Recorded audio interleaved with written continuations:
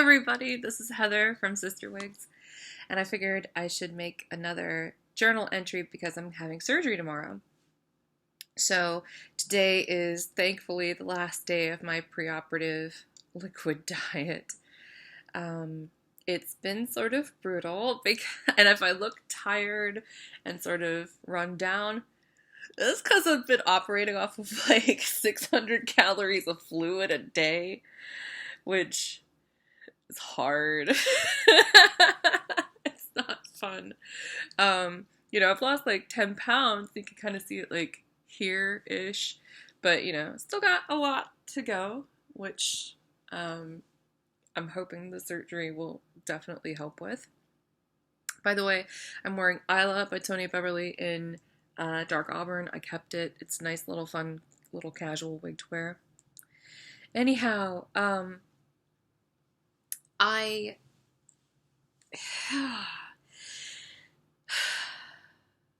yeah, my brain is not firing on all cylinders right now, because of this liquid diet, and I know that this is basically foreshadowing of what it's going to be like once I have the surgery. It's going to probably take me a little while to adjust to it, I think, before my brain comes back online and I can start thinking, incoherent thoughts again.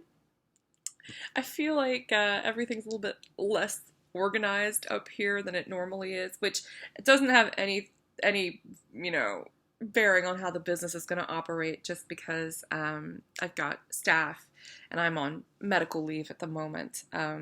So that way I cannot wreak havoc on operations by being herp-a-derpy right now, because herp-derp, just so much herp-derp.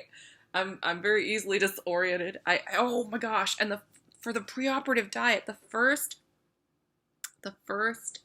okay, so just so you know, it's like high protein, low carb. That's basically the name of the game forever now.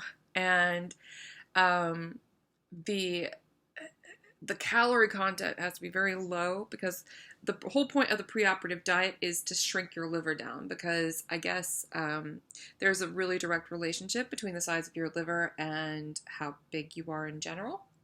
So they make you go on this diet for different lengths of time depending on your initial BMI when you first come in to get evaluated for the surgery. So for me, I only had to be on the preoperative diet for 7 days, and it was hard to do it. It was really hard to do it, and it was really hard to do it because my family, though well-intended, I went up to go visit my mom.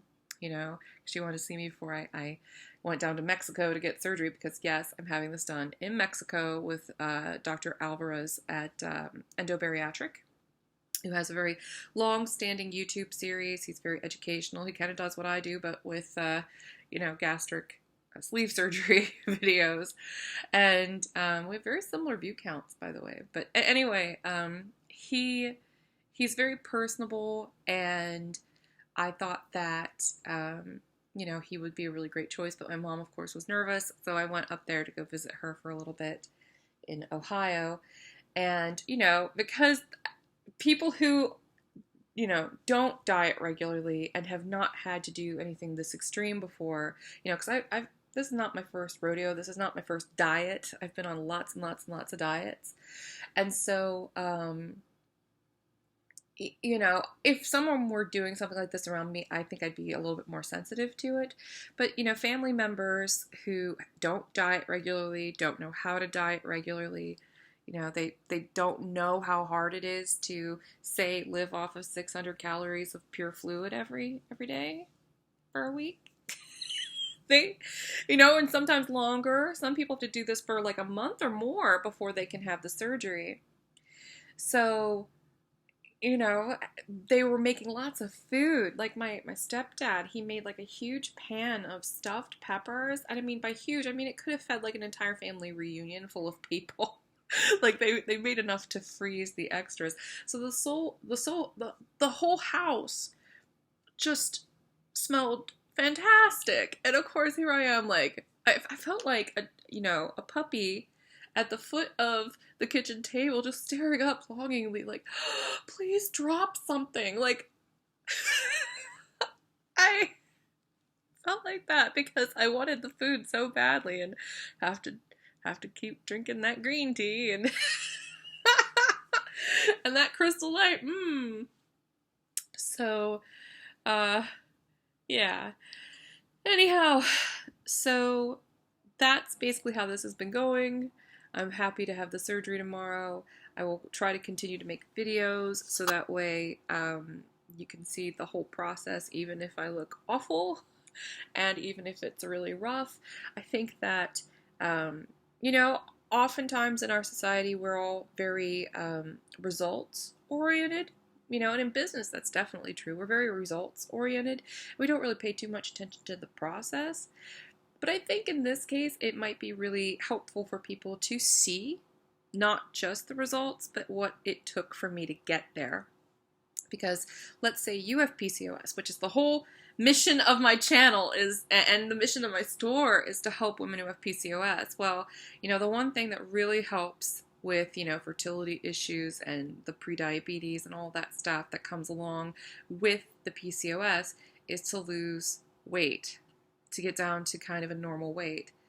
And I've been struggling to do that since I was 6.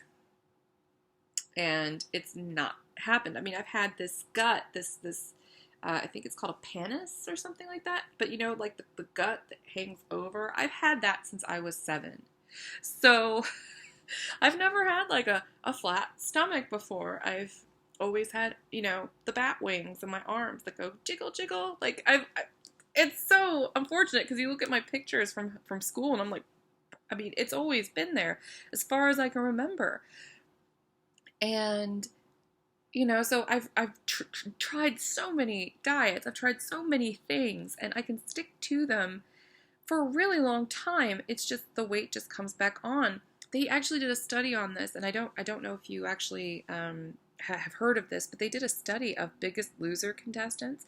And this was like a published academic study where they followed them and they found that they followed an entire season of The Biggest Loser and all the contestants after they finished the show, and they found that they all regained the weight except for one person, and that person didn't win the season, but she exercises constantly and she eats like nothing. She has to eat like 800 calories a day, and she's like a marathon runner, to keep that weight down. And everyone else, of course, it's not necessarily that they just reverted back to bad behavior, but they found that there was some really compelling biological, endocrinological, hormonal reasons why they reverted back to the bad behavior. And that's very eye-opening because I could relate to that, because I hate being this size. I'm, I don't fat shame. I never, ever in my whole life have ever subscribed to the notion that just because you're fat, you're unattractive. I think there are lots of very beautiful fat people out there, really. And I don't even think that fat in and of itself should be a bad word or something that we're afraid to say because it's just an adjective, who cares, that you've got a little bit more weight on you. I think for me, it's not an aesthetic thing. Because I've never thought of myself as being, unattractive. If I felt bad about my personal appearance, I probably wouldn't make all these YouTube videos. But I think that it sounds cliche, but it is sort of a health thing, and it does sort of diminish my quality of life to certain degrees. Like, for instance, I'd love to go parasailing. I don't think I'd fit in the harness comfortably at all. I mean, I love roller coasters, and I've had that experience that you may have heard of where, somebody will go through the line and then they'll get in the car. And for me, I always ride in the front car, so I waited even longer just so I could sit in the front car. And I had friends with me, and I got in the front car of the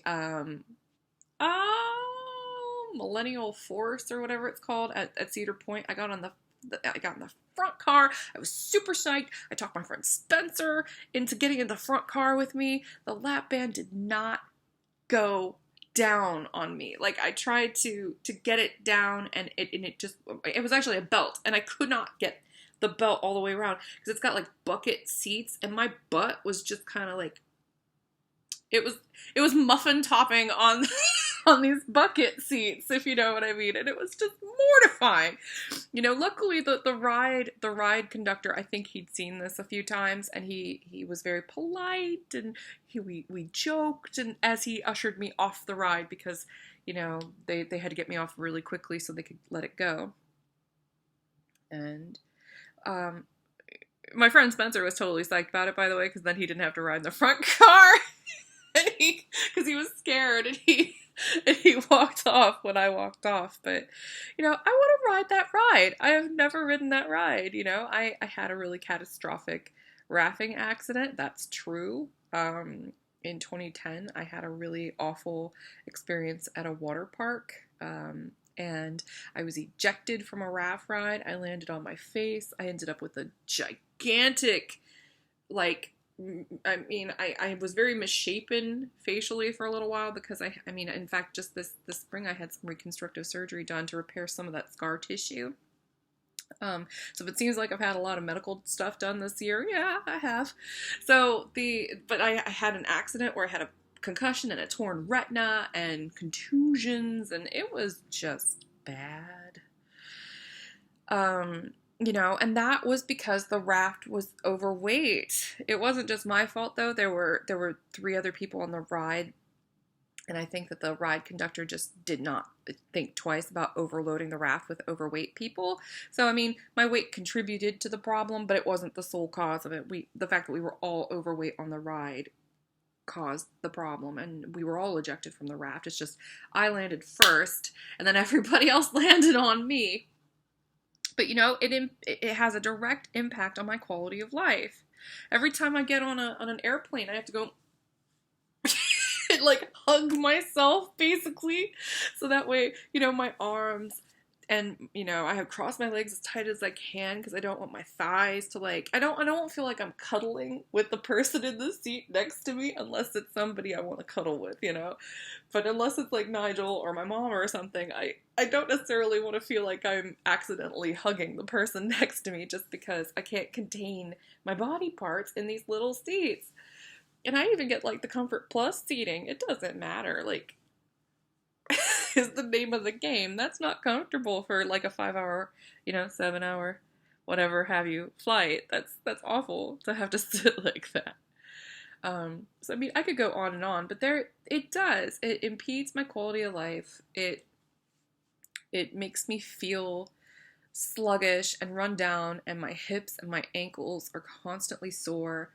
So it's not an aesthetic thing. I'm not doing this because I think I'll look prettier, or because I think I'll sell more stuff if I look a certain way.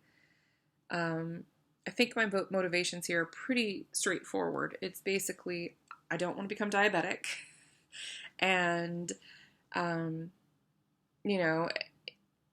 full disclosure, I'm going to make this a separate video. Okay? I'm going to make this a separate video. And we'll get on to that. That way it's not one big long rambling video.